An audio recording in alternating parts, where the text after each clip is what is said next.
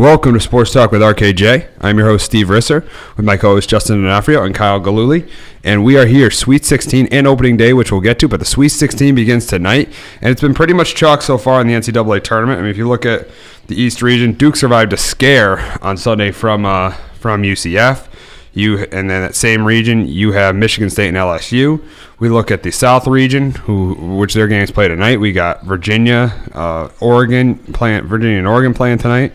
We also got Tennessee, who survived a scare on Sunday as well. Tennessee will be playing Purdue, but with Carson Edwards, who had 42 points. Then we got the Midwest region. We got North Carolina and Auburn, and Kentucky and Houston. Those games will be played tomorrow night. And then we got the West region. Those games will be played tonight. You got Gonzaga, Florida State, and then Michigan and Texas Tech. It's been a good tournament so far. I think the biggest story takeaway from this tournament is there hasn't been a lot of upsets. It's been pretty much chalk so far. And I think that's going to set up for a really, really good Sweet 16. Yeah, and I go both ways on this. Like Oregon's a 12 seed, but they're supposed to be a good team. So it's I don't know if I really count them as they've won 10 straight and all that, but I kind of do miss a Loyola of that. But it does make a great matchup between if Duke and Michigan State win tomorrow night, that's a great Elite 8 game Sunday. So I don't mind it, but I also kind of miss to get that underdog. Yeah, well, we know Oregon would have been a higher seed if Bowl never got hurt. Yeah. And it shows that you said they won 10 straight. Yeah, they won 10 straight without the guy, and the dude was a very good player. Yeah. Like you can almost be on borderline and kind of dominant so far when he was there. But yeah, the fact that what's always good about March Madness is upsets, even though there wasn't really any ridiculous upsets like a 16-1, or we did get close with Virginia again. Yeah. But the fact that at least you had close games, at least you could live with that. Because the one thing that would stink with if you hadn't, an upset, let's just say a 16, beat a 1 or 15 beat a 2, 14-3, something like that, is it always felt like a majority of the time the next game they would just get destroyed. And it was just okay, what a letdown, know. And so I feel like you're not going to see many, demolitions of anyone. I feel it's all going to be, relatively, close games. So, I mean, I think that's all you can ask for. March Madness. That's March Madness for you. Yeah. Close games, most times. You hope so. And the fact that you always see now, it's you always see in especially the round 64, 32, to the extent the Sweet 16, depending on, if there's upsets in teams and all that. You could always see then the despair in talent. This team's obviously a lot more talented than Duke versus, some random 15, 16 seed. Now it's going to be, I feel, relatively close in talent, so that's going to be a lot more better games. You're going to see the freshman, team, especially with Duke. They've never been in this scenario, obviously, since they're freshmen. How are they going to react to that? Are they going to get in a big-time scenario, and there's a lot of pressure and fold, tissue paper? Or are they going to show up and they're going to be Duke? So we're going to see. And you saw that with Duke in that game against UCF. You have a UCF team who was experienced. I mean, you had two seniors with Taco Fall and B.J. Taylor and Aubrey Dawkins, who's a junior, and you saw that the experience of UCF take over in that game. But I mean, it'll definitely be interesting to see what happens to Duke. I mean, going forward in this tournament. I mean, they almost lost that game against UCF. It's going to be interesting to see what happens to them. But this is just going to be a fun Sweet 16. It all starts tonight, and we'll start talking about the West region and the first game tonight, which is Florida State and Gonzaga. And Florida State, I mean, they definitely handled John Morant and Murray State. They hit a ton of threes. They got a lot of size inside. What's his name? It's Andrew. I can't say his last name. Yeah, I mean, they got two really good big guys, which I think are going to contain the two of Gonzaga's big guys, Brandon Clark and Roy Hachimura. Hachimura can shoot threes. It's all going to come down to the guard play for Gonzaga, Norwell and Perkins. If they have big games, I think they win this game, but I think they're going to struggle defensively. I think this is going to be a really, really close game, really highly competitive game, and I think Florida State pulls the upset. I got them going to the Elite 8 in my bracket, and I got them winning today. Yeah, I got Gonzaga. Florida State knocked them off 2 last year, but Gonzaga did not have Brandon Clark, who had 36 points on Saturday night against Baylor. It was 15 for 18 from the field. Very good shooter. Florida State length that we saw absolutely bothered Murray State. John Morant still had almost half the Murray State points. But for Florida State too, Phil Cofer's dad died last Thursday, so they're playing with some heavy hearts, and his dad actually used to play in the NFL. I forget for who for, but so they're playing with the heavy hearts. So you know that's kind of March Madness story, So there's gonna get extra juice for the game. Yeah, so we'll see how they're ready, but this is I think Mark Few's best team that he's had, and I think this is really Gonzaga's year. In one of my brackets I do have them, so I do gotta take the Bulldogs. One of your 100 brackets, yes. I mean, in my money one I have them too, so that's but fair enough. I'm gonna take Gonzaga. I'm also gonna go with Gonzaga just for the fact that in terms of defense and points per game, they're pretty close. Florida State's given up 67 points per game, which is 57th, overall. Gonzaga's given up 64.8, which is 30. So relatively close. I think the big difference is when it comes to their scoring, because Florida State is scoring 75.4, which is 101st in the whole world. Gonzaga is scoring 88.6, which is first. They're the creme de la creme, numero uno. So I feel like the fact that that there's that disparity. I mean, 88 compared to 75, that's a big gap. And also, free throw percentage, it's a little bit, but nothing too major. But in field goal percentage, Gonzaga is first on offensively wise, and Florida State is 173rd. Yeah, I'm not actually sure how I'm feeling about that. And then 3-point percentage, Florida State's 217th. Yeah, that's not ideal by any stretch of the imagination. Gonzaga's 65th. I mean, obviously let's see it better, but the fact that I feel like it's pretty impressive, the fact that they're first points wise and are not lights out shooting threes like everyone's Steph Curry out there. So I feel like it is going to be a close game, but I feel like their offense is eventually going to pull it out for them. Yeah, definitely. I mean, it should be a really, really competitive game between those two teams. I picked Florida State to go to the Elite Eight to play Michigan, so it should be really interesting to see what happens in that game. We'll go to the South region. We got at 7:30 tonight. We got Purdue facing Tennessee, and I think Carson Edwards has had a great tournament for Purdue. He's probably the best player on the court, but I think Tennessee has better players outside of Carson Edwards. Probably the best player in this game, but I think Admiral Schofield and Grant Williams are going to be too much for Purdue. I think Tennessee wins in another close game. I think this is another close competitive game, which is within single digits. I think Tennessee wins this game and moves on to the Elite Eight. Yeah, it should be a really, really good one. Thing I worry about Tennessee is, as we saw last Sunday, up 25 points against Iowa. They were played that second half like they were behind by 25 points. They were throwing the ball over the place. They had 9 or 10 turnovers at half, and they had to win in overtime.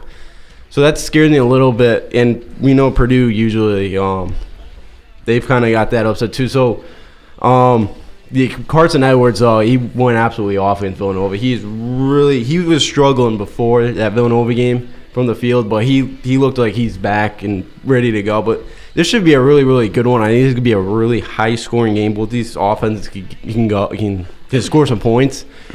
I am going to take Purdue, though, just the way that they looked last weekend.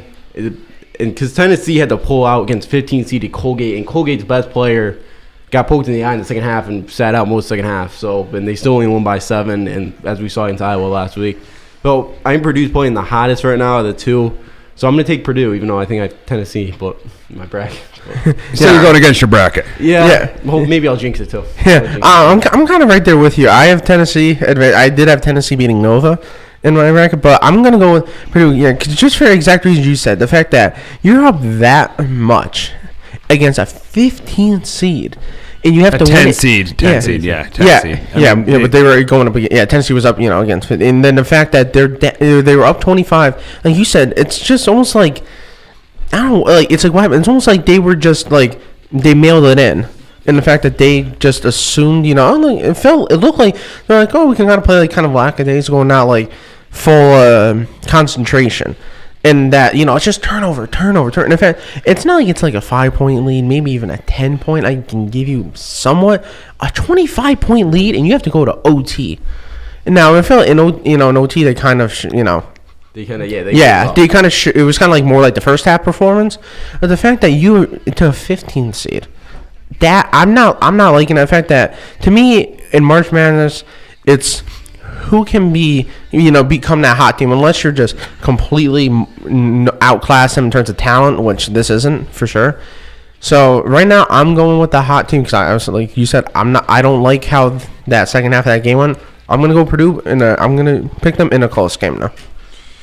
Yeah, it should be real. That should be a really good game between those two teams. As I said, I don't think Tennessee has a player as good as Carson Edwards, but I think Admiral Schofield and Grant Williams make the difference in the game.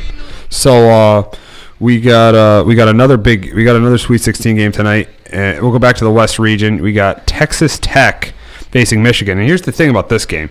Jared Culver's an outstanding player. Texas Tech did a great job having all 5 of their scores in double figures over their win against Buffalo. I think it's going to be another really, really tight competitive game. But for Michigan, Bryce Davis has got to play better than he did against Florida for them to win this game. But I still think with Simpson, Bryce Davis, Poole, I still think that Michigan wins this game because I got them going to the Final Four. I'm going Michigan close by like 5 points. I'm going Michigan close to advance to the Elite Eight. Yeah, I'm going Michigan too. This is going to be both these teams allow under 60 points a game defensively, so could be a very tight. And especially I worry about Michigan. They're not great scoring the ball. Texas Tech is with Culver and Moretti. They're a pretty good shooting team. Texas Tech. I think they average around 75 points a game. So they're a better offensive team, which scares me with Michigan because I'm Michigan in the final, or I have them losing to Virginia in the finals. So. Because Texas Tech looked really, really good against Buffalo. I actually had Buffalo beating Texas Tech. They looked really, really good. Jared Culver looked good. Moretti looked good. They got you rebound. This is going to be a very tight defensive game. It's, if you don't really... But I'm really excited for this one. Oh, yeah, it's going to be a pretty good defensive game because, like you said, they both, give up less than 60 points. So Michigan's second in points given up, and Texas Tech is third. I feel like we're actually going to see a relatively low-point game. I feel like it's going to be probably about 55 to, 63 points given up for each team. So it's going to be, relatively low score in terms of, college. But I feel like it's gonna be a very good game. When this is, again, what we like to see, especially in Sweet 16. Sweet 16, no one wants to see 80 to 50 something. We all want to see closing, which is definitely going to. But I'm going to end up going with Michigan. I just feel like because they've been in before. It's Michigan. You have the established culture of Michigan college basketball. Texas Tech, even though they are a very good team, they're definitely not scrubs by any stretch of imagination. So I feel like they're just not going to be used to it the way Michigan is, and obviously, like I said, with the way the culture is, Texas Tech just doesn't have that built up. I think ultimately that's going to propel them. I think we could very easily see a end of the game 3-point that wins the game at the buzzer very well. But I think it's going to be a 1 possession, 2 possessions win for Michigan. Bobby Knight used to coach at Texas Tech, so you talk about the culture, but I know, but I'm saying, but like as of recently. Okay, all right, yeah, I get you there. And Texas Tech was in the Elite Eight last year too. They lost to Villanova. So talking about the culture, they've been pretty good the last couple of years. So we got our last Sweet 16 game tonight is Oregon against Virginia in the South region, and I think this game, Virginia's going to win by double digits. For Oregon, yes, they've been impressive in their first 2 tournament games, but this isn't the Pac-12. This isn't UC Irvine. This isn't Wisconsin. This is Virginia, one of the best teams in the country. You got Kyle Guy. You got DeAndre Hunter. You got Ty Jerome. You got a really good team in Virginia. And I think Virginia wins this game by double digits and advances to the Elite Eight to face Tennessee. I think this one's going to be close. Because both these teams, Oregon and Virginia, since the end of February, like the top 2 teams in points allowed. So, again, the over-under right now in this game is 119. So that is very low. So I think, winner probably right around 60, or winner to 60, I think. Whoever hits 60 first is going to win this game. But I'm also, I think the big key in this game is going to be who can limit turnovers. Because points in transition, because both these defenses are so good in half court that you're going to, off of turnovers, can you score off it in transition, and whoever does it the most is going to win this game. Which I think it will be Virginia, but I think it'll be close just because of the way Oregon's been playing defensively. They're playing really well. Lewis King played very well over the weekend. Also, and Peyton Pritchard too, the senior. He's been in the Final Four, so this Oregon team's playing well. So I think they'll keep it close. Yeah, I feel like Virginia is going to win. I'm more of a kind of like a 10 to 15 point game for Virginia, just for the sole reason, the fact that they are 5th in 3-point percentage, and Oregon's 135th. I feel like that just too big of a series. Now, if they had Bobo was there, I feel like this could be a very, very close game, and potentially, Oregon to upset them and beat them. But I think just the fact that even though they are like a hot team, the fact that Virginia is just so good defensively. I mean, 55 points coming up. They are first, the creme de la creme in terms of defense. And the fact that you're so good at defense, and you're so good at shooting threes, at that point, like once you start getting down, you're gonna have to try to play out of what your normal game plan is. You're going to start forcing stuff against it because they're so good defensively. You're going to start taking contested shots. And at this point, if you're able to hit contested shots all game and win the game, more power to you. But you aren't getting open shots against this team on any consistent basis whatsoever. So I feel like Oregon's going to keep it together for the first half. It's actually going to be a relatively close game in the first half. But I feel like the second half, they're going to pull. Virginia's going to end up pulling away solely based on 3% percentage in their shooting, just because. Or I don't feel like Oregon can keep up. So I feel like they're probably about a 10-15 point win for Virginia. Yes. So we'll move on to Friday's games, and first we got in the Midwest region, we got LSU and Michigan State. In the East region, we got LSU and Michigan State. And I think this is going to be very similar to the game against Maryland. LSU's game against Maryland, really, really physical game. But I think in the end that Cassius wins is going to be too much for Tremont Waters and Naz Reid. And I think in a close game, I think Michigan State wins this. I think the coaching matchup with Tom Izzo, I don't think LSU's interim coach is going to be able to beat Tom Izzo. And Cassius Winston's too much. Michigan State advances to the Elite Eight. Yeah, I think Michigan State will beat them close with the experience. I think you can't call LSU can't call play 55 now that Tom Izzo's gonna know how to play now. It comes down to it, but I really love Tremont Waters. This kid really I've heard the Shabazz comparisons, and I'm put on boat with that. This kid is really, really good, especially in that first half of Indiana.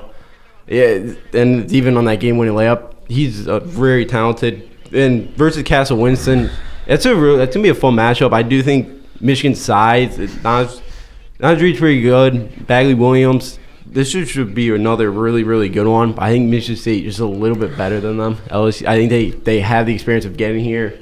Right, the head coach for LSU, I think that separates it. Yeah, I feel like Michigan State's going to win this. I mean, obviously, we all know the stuff, that's going around LSU and all, the rumors and all the, not really rumors. Obviously, we know what happened with, the coach and the whole, scale that's going on. So the fact that you have Coach Izzo, who's one of the most, iconic coaches, and I'd say you can put top 2, 3 coach in all college basketball, and you have him going against an interim coach. I feel like that. I mean, he knows too much. He's gonna be too smart situationally, and I think Cassius Winston is, he's just gonna be too much. And I think people kind of overblew it, like real quick with, when he ended up, Coach Izzo ended up flipping out on the last game. It's like, it's not like he was grabbing a guy by the throat, swearing up a storm, saying, anything like that. It's just he got in. The guy messed up. The guy's like it's kind of known for being kind of having a little bit of a kind of like an in the your face kind of thing. It's not like it's someone that's normally kind of monotone that doesn't really get like that, and all of a sudden he's like that. So it's like I feel like people blew that out way too much. It's like I said, he didn't do anything wrong. Like I said, he didn't punch the guy, he didn't grab my throat, nothing like that. So I think that was way too overblown. People need to calm down about that. But like the situational coaching by Izzo and then Cash Winston's gonna be too much. I feel like they're probably end up pulling away about an 8-point victory for Michigan State.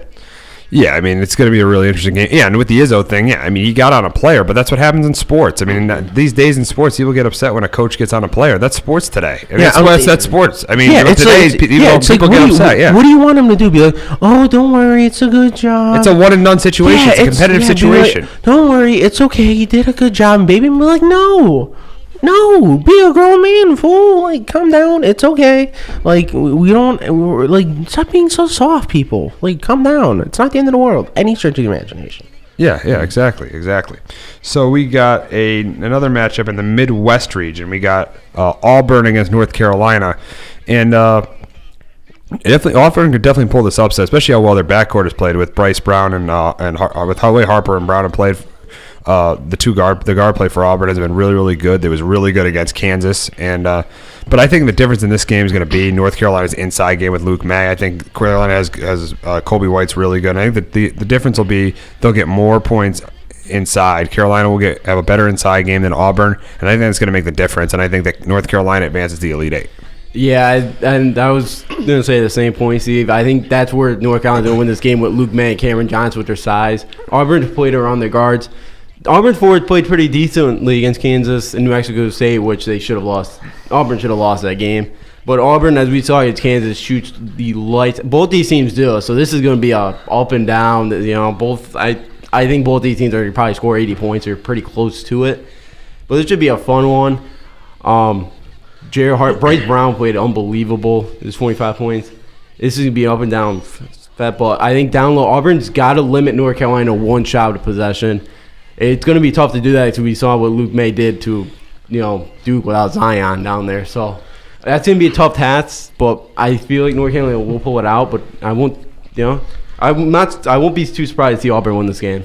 Yeah, it's very well. I mean, if you like offense, it's gonna be they have the game earlier where both teams were Texas Tech game. How that's gonna be defensively, this is gonna be the exact opposite. If you like offense, this is your game. I feel like the fact that again, kind of go with the coaching thing. I said with Coach Izzo, with North Carolina's coach, I feel like they're just gonna be just too good situationally, and like you said, offensive rebound.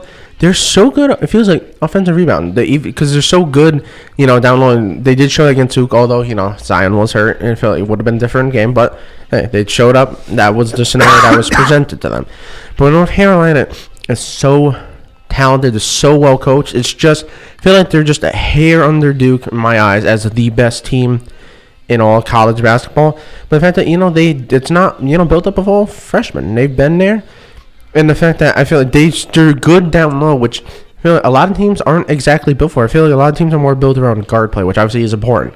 We all know that. You've seen, especially with UConn, the guard gets hot, you can win it all. It's very well possible. But I feel that North Carolina is just gonna be too good. But I feel like like you said, it could very well be like a high 80s for both teams. But if you like offense, it's gonna be your game. But I'm picking North Carolina at a close one. But I think we'll see about probably a 3-point win for Carolina.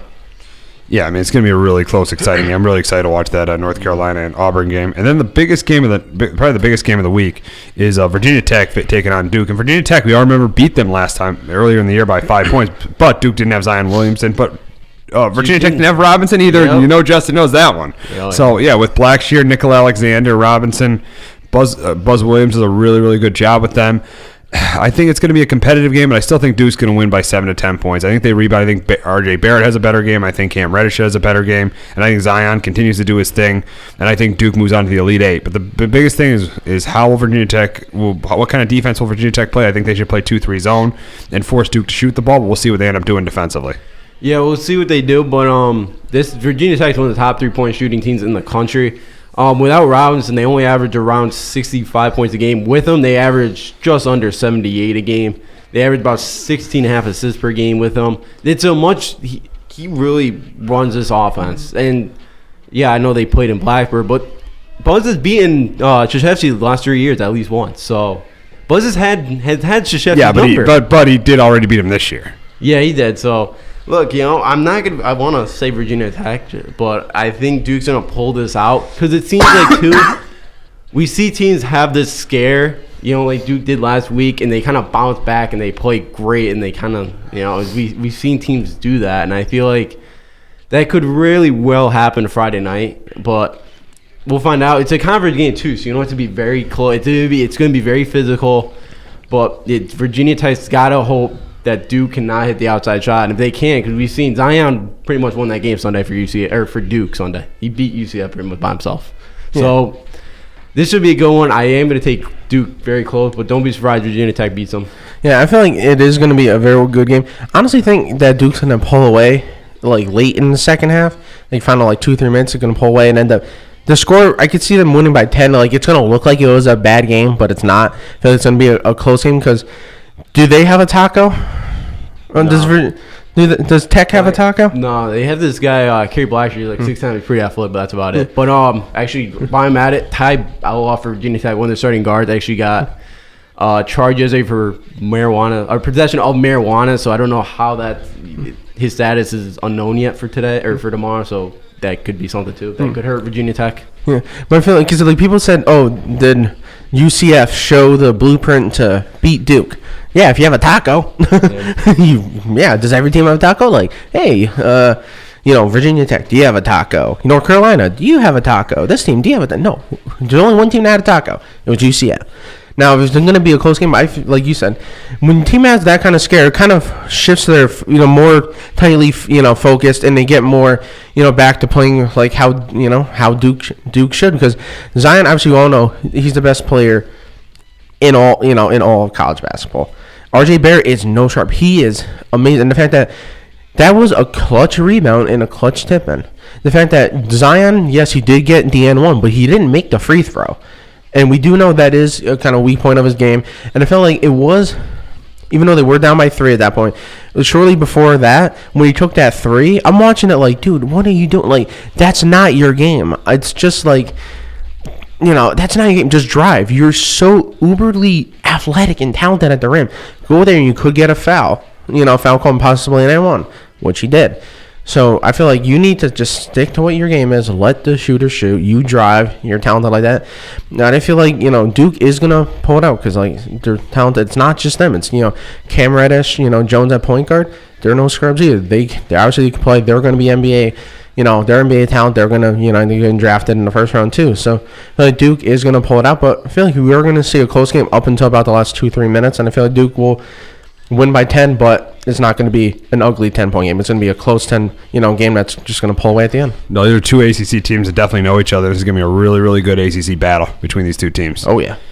So the last game of the Sweet 16 in the Midwest region, we got Houston out of the AAC. The first AAC team that's been to the Sweet 16, I think since UConn, right?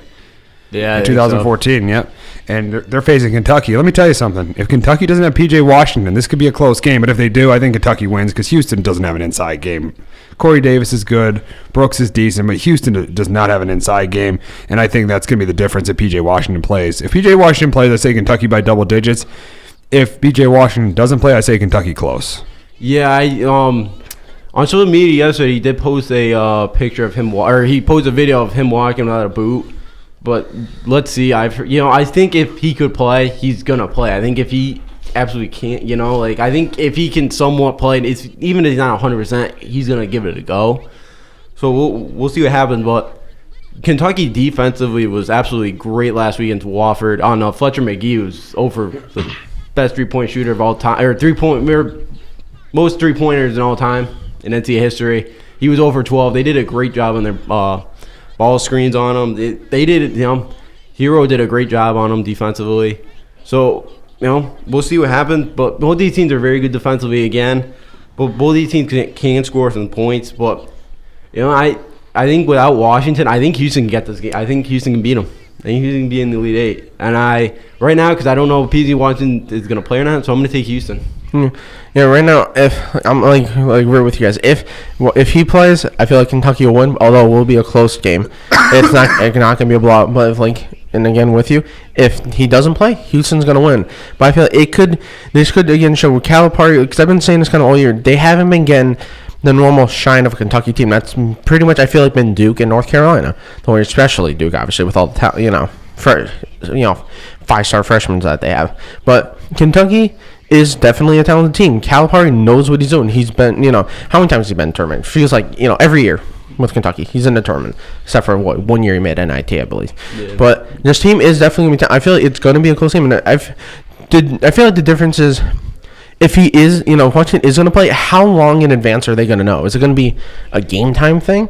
Is it going to be, hours before? Or are they going to know today, potentially? Because I feel like that could be the difference in terms of if he doesn't play is how, how long do they know? Just because you get the adjustments. Are they also going to have to make an adjustment? Okay, we go forward and table. Oh, by the way, guys, we don't have them. How are you going to adjust that? But I feel like like I said, if he does play, they'll win a close game. If they don't, or if he doesn't play, they're not going to win. Yeah, it's going to be interesting to see what happens there. So we're going to shift over to baseball, and today is opening day of the 2019. I mean, yes. Finally. There were games last week in Japan, but this is really the official opening day of the 2019 season. And we'll start previewing all the teams. And we'll first start with the Yankees. And they're coming off a season last year where they won 100 games, but lost to the Red Sox in the ALDS in 4 games. And you look at the biggest reason why they didn't. And then Joe Aguirre, of course, would disagree. He says the offense. But the biggest reason why the Yankees didn't, it lost the Red Sox, was their starting pitching. I mean, and I think they did a good job this offseason, re-signing J.A. Happ, bringing in James Paxton. You look at their bullpen. They brought on Adam Ottavino to add to that strength, and you look at their lineup, and their lineup looks really, really good again. But I mean, the injuries could play a factor early in the season. Severino's out until May. You got Betances out. You got CeCe out. Obviously, Didi's out until July with Tommy John surgery, and then you got Aaron Hicks out. So the injuries could play a factor, but still, I think the Yankees this year, I predict them to win about 98 games and win and this year, instead of being the wild card, I picked them to win the AL East. Yeah, I have them to win the AL East because I feel like Boston, they didn't do anything this offseason. They lost Kimbrel and he's gone. So I haven't even heard who their closer is going to be. I haven't heard any news on that. Is it going to be because it's between Brazier and Matt Barnes. It is. So and they struggled to get to him Kimbrel last year. So I feel like that's where the Yankees have the advantage right now. Is definitely in the bullpen late. But with the Yankees injuries right now, it is a little bit concerning. But I feel Tulowitzki had a very good spring. I think LeMahieu's going to be very good. I've heard Tulowitzki actually has feel his best, in years. I heard on the show he knew somebody. He said he hasn't felt as good as. You hear that on the roll call? No, it wasn't a roll call. It was some radio. My dad was telling me about it. He was listening to Mike Francesa, probably that. It was on Sirius XM. I forget what station it was. Probably Mad Dog. Friends. Yeah, they said they were he was friends with Tulowitzki. He told them he hasn't felt as good in a while. So. I'm right there with you guys. I feel like they could easily win the AL East and definitely make a run at the World Series just for the fact. Obviously, the Red Sox were talented. We all saw what they did last year, but their bullpen is, like you said, it was super bumpy trying to get the Kimbrel. Now you don't have Kimbrel. That bullpen, I feel like, is easily going to be downfall. I mean, this bullpen is talented. With they brought in I can strike out Babe Ruth. I really hope he doesn't mess up in a big spot because he's just going to get destroyed by New York media. I'm going to feel bad for that guy if he messes up in a big time scenario. But you have Chapman, you have Betances, you have Chad Green. That bullpen is talented. I feel like if Judge could stay healthy, because you could easily see last year when he was out, this team just wasn't the same. I mean, Stanton did step up, especially with him being hurt. He definitely wasn't 100%, but Judge is just such an intimidation factor too, because you see a guy that's set to the plate in that it's a size of Judge, and it's not like he's a guy that he bats like 250 or something like that, and constantly is striking out a million times. He has actually a very, very good eye, and honestly, if you make one mistake, that thing's going 400 something feet. And even if you don't make a mistake, he has so much power that the short porches in Yankee Stadium, he can hit like a little chip shot for Judge and it's going for a home run. But you have not. I don't. The only real glaring weakness to me maybe is left field with Gardner, because I want to see Clint Frazier just play. I understand Gardner. He's been with the team for forever. He's out. I don't know. Maybe it's probably not the best way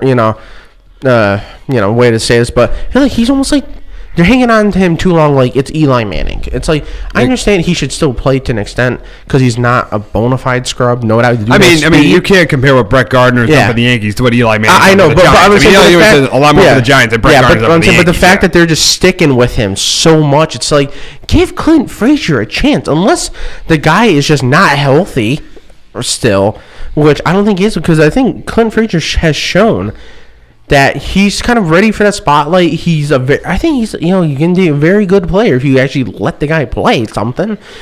I feel like hopefully Luke Voit gets a starting job at first base. I hope put out the start, or who's not the lineup yesterday, but it was Voit. I think because I understand Greg Bird has talent. I'm not saying he's not talented, but the fact that I'm tired of hearing they always used to say the past couple of years, oh, he's doing so good in spring training. It's like, cool. Can you do something in a regular season? Please, por favor. I'm just tired of seeing that, because I love what Luke Voit did, once he came to the Yankees last year. And then if it could be Judge, Stanton, Sanchez, if Sanchez can bounce back to what he was, 2 years ago, and then, if Hicks comes back and plays to what level he did, this team is just so talented hitting and do hard. Torres, if Didi comes back, hopefully it can be Didi. That team, hitting-wise, does not have a lot of holes at all. They can put runs on the board. Obviously, they got Paxton now, so their starting pitching is very good across the board, and you have one of the, if not the best bullpens in all of baseball. This team should be right there for the World Series this year. Yeah, definitely. And I mean, another team we'll talk about, the defending World Series champion, the Boston Red Sox. I think their rotation's really good. They have probably the best offense in baseball. The issue is their bullpen. I mean, they didn't re-sign Craig Kimbrell, who remains unsigned. And somehow, I know that makes no sense. They lost Joe Kelly to the Dodgers, so the bullpen is definitely going to be a huge concern for the Red Sox. And I still think this team will make the playoffs as a wild card, but I don't think they win the division this year. I think they win about 93 to 95 games, and I think they get a wild card, but I don't think they win the division just because of the question mark of their bullpen. How their bullpen is definitely a big question mark. Yeah, that's a big question mark. I think Betts and Martinez have big years again. I don't think they're both going to put up the numbers they did last year. I don't think that's anyway, but yeah, the rotation will be good again. Price actually got moved down to the 5 spot, I heard, in the rotation. So he's getting buried down there. So either, he didn't have a great spring or a couple guys stepped up for him. So, yeah, this is going to be a really good team. I think they'll definitely get the wild card. But they may, Tampa may give them a run for the money. We'll find out. But definitely also we'll get a wild card. Yeah, I feel like the Red Sox are going to be a very good team offensively wise. I feel like David Price finally kind of got that, like kind of monkey off his back in the playoffs. The dude performed. Chris Sale has his contract, so he's not, out there, are they going to re-sign him or are they not? They re-signed him. They're committed, so he has that security. But like you guys said, and we said before, that bullpen. I mean, why haven't they made a single move? They at least have they even offered like Kimbrel even like maybe like a 1-year deal or something? They offered him something, but he didn't want it. It's just like, like you guys said, their bullpen at the Kimbrel was not pretty. That was all-time bumpy road. And in the playoffs, Kimbrel almost tried to give it to the Yankees too. So I felt like the fact that the offense can only do so much. To me, Gene Martinez should have been the MVP. Me personally, that's how I felt last year. Yeah. But you have him, Betts. Obviously, they have offense, but bullpens are gonna matter. Like, no matter how good your starting pitching is, if your bullpen comes in and gives up the lead every time, you're only going to be able to do so much. So I feel like that's going to be downfall. Now, they're going to make playoffs because offense is just too good. And they're probably eventually going to make a moves before the trade deadline to at least get a decent bullpen. Like, I feel like they're definitely not going to just go through the whole year with this bullpen. But they are going to make the wild card, which, and again, you never know once you get to one-game wild card with that offense.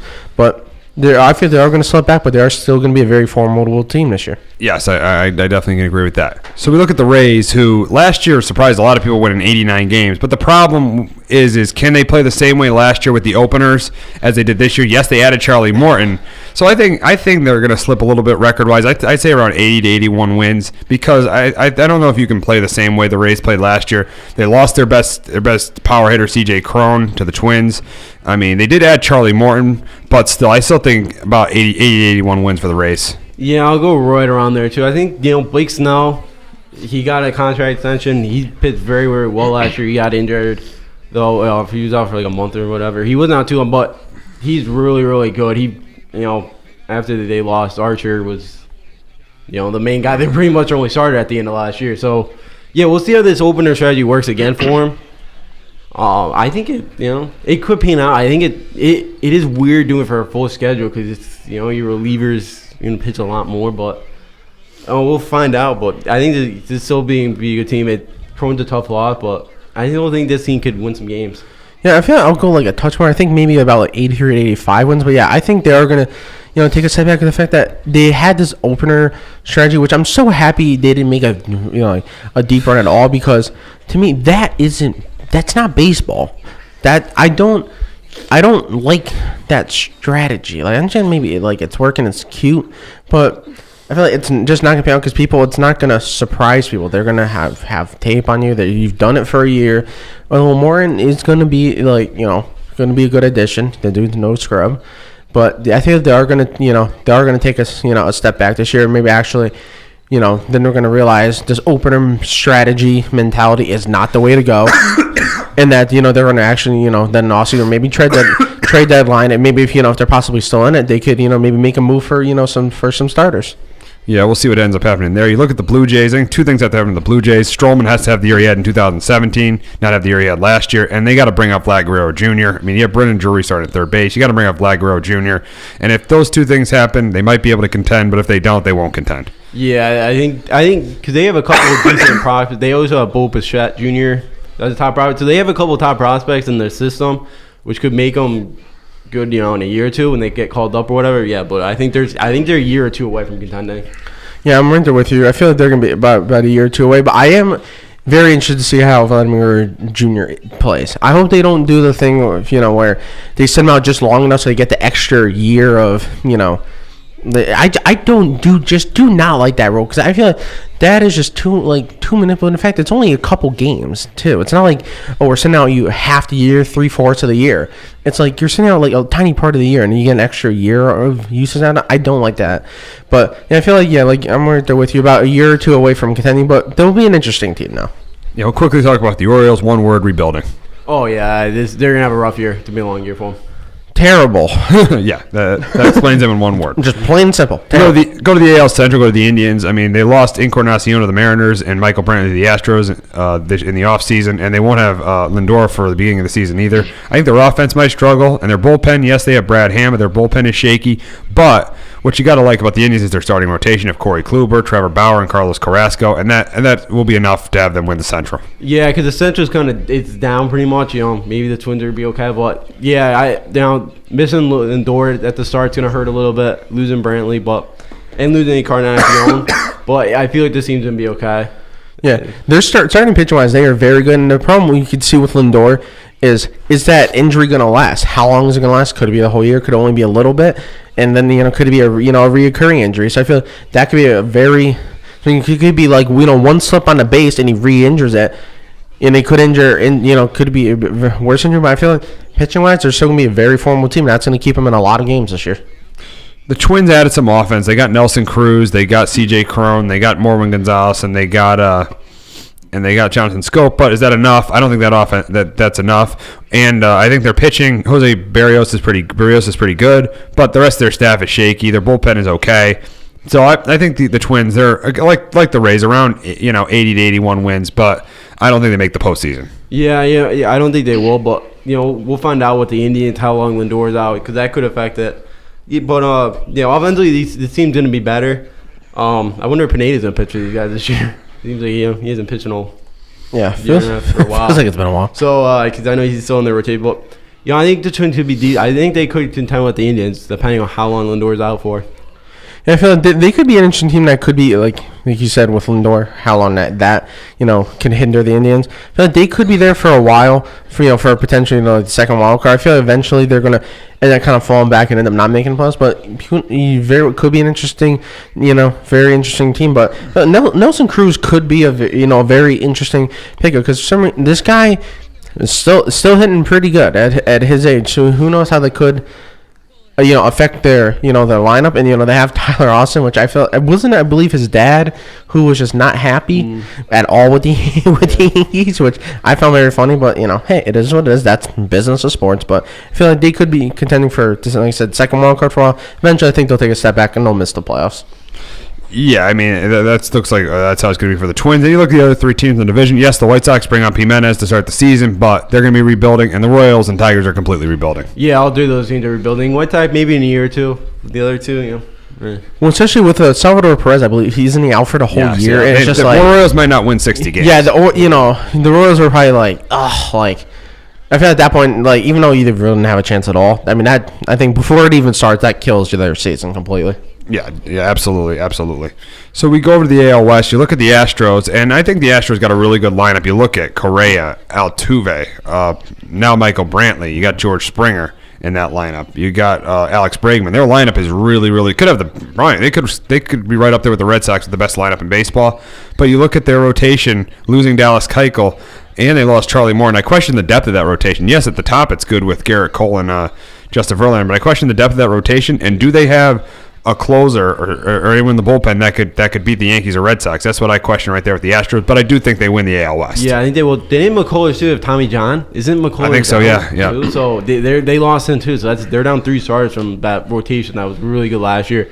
Yeah, their bullpen's a question. Their lineup's really, really good. One of the top 3 in baseball. So yeah, the Astros will be contending again for another World Series. Yeah, Astros are a very good, a very, very good team. Like you said, probably the best offense, right up there. Red Sox, potentially Yankees with, injuries. But, with the fact that they lost, all those starting pitchers, and, that's going to hinder them. Because obviously, Garrett Cole and Verlander are a very good duo, no doubt. But the fact that you lost all those guys, so depth could be an issue. How much are you going to put on those guys, and are they going to wear down eventually? Could that potentially cause, an injury, or could potentially, they just start pitching bad, end of the year, leading into, a potential playoff run, and could, Osuna, their closer, end up being kind of the closer that that he was previous years, where he was actually a pretty good closer. Now, if he can be that, that's definitely going to help out. But the other starting pitchers, because once you get past Cole and Verlander, I mean, do you know even remotely where you're going to get, or is it all question marks down that board? And are they going to make at the trade deadline, are they going to make a push to to get someone? I feel like that's going to be an absolutely necessary need. But offensive wise, this is going to be a very, very good team. That's bordering on a great offense. Yes, and we'll talk about another AL West team, the Angels, who I think is going to be the second wild card, because someone has got to be the second wild card. I mean, because the 4 teams are going to make the playoffs: the Astros, the Indians, the Yankees, and Red Sox. Someone's got to be the second wild card. I think it's going to be the Angels this year. I think Mike Trout stays healthy. I think Shohei Ohtani, when he comes back, has a good year. Justin Upton. Yes, their starting pitching is a question, but I think they have enough offense to get into the playoffs. Yeah, I've been going back and forth on them and maybe Minnesota and Tampa, but I think LA's a little bit better than them. I think they have a little bit more experience with Trout now. I think Trout especially really wants to get into the postseason. He's been the one since they've been swept, so he's really down to get there. I think Upton. Let's see if he can stay healthy. He's going to be in the open day starting lineup. Pujols is getting up there in age, so he's not what he used to be. They got Jonathan Lucroy this offseason, which he's in Milwaukee, been to an All-Star game or two. Wasn't great in Oakland last year, but we'll see what he can do, because they need to upgrade that spot catcher. So, yeah, this could be a very decent team. It could be a good team. Yeah, I feel like they'll probably make the second wild card. I mean, I feel like Lucroy actually will step up. He is a good pick. Obviously, we all know Trout is Trout. He is the best player in baseball. No questions asked. We're not even going to that topic. He's the best. And I feel like, Pujols, well, I mean, is he going to be Pujols at the Cardinals? No. I feel like he'll have, I think he'll have kind of like an above average year. And I feel like this team is going to make some noise. Because like you said, Mike Trout, I feel like has to be tired at this point of being a conversation of you're the best player in baseball. No questions asked, we all know. But can you at least make the playoffs? Can you at least make some noise in the playoffs? At least make somewhat a run in the playoffs? Because I feel like the longer his career goes on, the more and more noise is going to be of, you're the best player in the league, you're not making playoffs. He's going to get tired of hearing that. How is this going to, end up tainting his legacy if that keeps lasting long into his career? But I feel like second Walker is definitely not out of the question for this team. No, not at all. And you look at the rest of the AL West, the way A's, they did make the playoffs last year, but they lost Jed Lowry, and I just don't think they really have any starting pitching. Really good bullpen, but not a lot of starting pitching. The Mariners, there's really no direction. They get rid of James Paxton, Edwin Diaz, Gene Segura, but they signed Edwin Encarnacion. They really have no direction. Then you look at the Rangers, they have no pitching. Joey Gallo could hit for power, but they have no pitching. Lance Lynn being one of your best pitchers, that says it all for the Rangers right there. Yeah, Mariners, A's could maybe contend for a while. Maybe, we'll find out about both those teams, soon. Mariners already started off 2-0, but, I think, Angels are probably the second best team in that division. To me, the Mariners, like you said, Steve, the Mariners, it makes no sense. You trade Paxton, you trade Diaz, but then you pick up other people. It's like, What are you doing? It's like, if you're going to go for, let's just say, a rebuild, just go full board for it. Don't, go 50%, because that's not going to work. That's going to cause more issues than, going for a full rebuild. Or then if you didn't want to go for a rebuild and get all these pieces, but then keep Diaz and Paxton, then do, I don't know. That to me doesn't make sense. Like, they could be, an interesting team, like potentially contend for the, second wild card. I think eventually, again, they'll end up falling off. Yeah, so we'll go to the most interesting division in baseball this year, the NL East. And you look at the entire division. The Nationals, they lose Bryce Harper, I mean, yes, they're pitching. They add Patrick Corbin. They got Patrick Corbin in free agency. They got Corbin, Strasburg, and Scherzer. But their lineup's going to suffer without Harper because Juan Soto's not going to have the protection he had last year in the lineup. You look at the Phillies, they add Bryce Harper. In that lineup, they also had Gene Segura and JT Realmuto. And they had David Robertson too. They made huge improvements to their team in the offseason. I think the Phillies are actually going to win that division, in my opinion. And I think the Nationals. I think the Nationals finished second. I think they're close. The Mets. I really like what the Mets did with their bullpen. I think they got Jeurys Familia and Edwin Diaz, and I like if their starting rotation get healthy. That's a big if with Syndergaard, DeGrom, and Wheeler. That they definitely contend. The issue is going to be their lineup. But they did make moves there, getting Jed Lowry, getting Robinson Cano. They definitely and getting Wilson Ramos. So they made improvements there too. You look at the Braves. I like they're the defending champions in the NL East, but I think their rotation's a little bit shaky and their bullpen's shaky. But I really like their lineup with Freddie Freeman, Ronald Acunta. But the problem is I don't think Nick Markakis is going to have the year he had last year. So a very interesting division in the NL East. Yeah, it is, and I'm gonna. I also have the Phillies. I'm gonna actually take the. I really like the Braves. I think they can bounce off what they did last year, so I'll give them a wild card spot. I'll go Mets third, I think, and then fourth the Nats. I think it's to be very close between them and the Mets. I think the National rotation would be really, really good, one of the top baseball. But then you got that lineup with Soto. Yeah, who knows what's gonna happen now with Harper? He had a great year, but we'll find out what happens. And then you got the Marlins who, They're the Marlins. Yeah, they're terrible. Jeter got some work to do. Oh, yeah. Good luck with that, Jeter. But I feel like the Phillies are going to be very improved. The Braves are, like you said, going to build on what, they started last year. I feel like, like you said, Nationals starting pitching is going to be very, very good. I feel like the loss of Harper is just going to be – because, he's a homegrown talent, and then they lose him. I feel like that's going to hurt too much, so they could, potentially take like a little step back. Although, like you said, starting pitching is going to be very good. But the Phillies are. I feel like they're good. I mean, you have JT Realmuto. That guy is one of the best catchers in the league. Harper's Harper. McCutchen will build kind of like that, veteran presence. He's a solid guy. He's not the MVP, McCutchen, but he's a solid. Player, and then I like what they're building there. They're building something that's gonna be a very good team, especially like a year or two down the line. And I'm really liking what they're building. I feel like they could be a team that could be, the potential team that could, contend, for, potentially win NL, and who knows? We could see, if they end up making it to a World Series. Yeah, we'll definitely see there. We go on to the NL Central, and you look at the Cubs. Will Lester's age and Hamels' age affect them in that rotation? That's going to be a big key. Brandon Morrow comes back from an injury last year. He'll be their closer. I think their bullpen's really good, and their lineup's good too with Javier Baez, Anthony Rizzo, Chris Bryant. So, I think the Cubs is all going to come down, I feel like, to their starting pitching. I think it depends on the age of Lester and Hamels affect them? That'll be a big key, but I still think they win the NL Central because the Brewers, they got a really good offense. You got Jesus Aguilar, Lorenzo Cain, and the NL MVP, Christian Yelich, but Corey Knebel got hurt, so that's going to hurt their bullpen, which was a big factor of why they got to the NLC. Got one game from the World Series last year. And then you look at the Cardinals. I think they're going to be one of the wild card teams in the National League. They add Paul Goldschmidt to that lineup, adding protection for Marcell Ozuna, and I think they got really good starting pitching with Carlos Martinez and Miles Mikolas. And then you look at the rest of the division. The Pirates struggle offensively. They'll be a 79, 75 to 80 win team. And then the Reds, I think their offense will be good, but their pitching is absolutely terrible. Yeah, I think the Cubs will win this. Lester and Hamels had a great, especially Hamels had a great second half of that year. I think he'll be able to continue that. I think the Cardinals will get second. Getting Paul Goldschmidt, adding to that lineup, makes them really, really good. I think losing Corey Knebel for the Brewers, they can put them at third. And then I got the Pirates 4 and the Reds 5. Yeah, I feel like Pirates 5. I think we can all agree on that. The fact that St. Louis brought in Goldschmidt and he's very well an MVP candidate, that's definitely going to boost them. Like you said, the loss for the Brewers, that's going to matter. But I honestly still feel like they're going to be second. They could, I think, very well end up potentially making a deep run in the playoffs. The fact that you've seen Christian Yelich, he wasn't that player that he was last year with the Marlins, but the fact that he made that jump with the Marlins, I feel like he could potentially even make more of another jump, maybe even touch 40 home runs potentially, because I believe he had 31 last year, if I'm not mistaken, which is, that is obviously a very, very, good season. I feel like the Cubs, I feel like it couldn't also matter on Yu Darvish, because, I mean, what was Yu Darvish last year?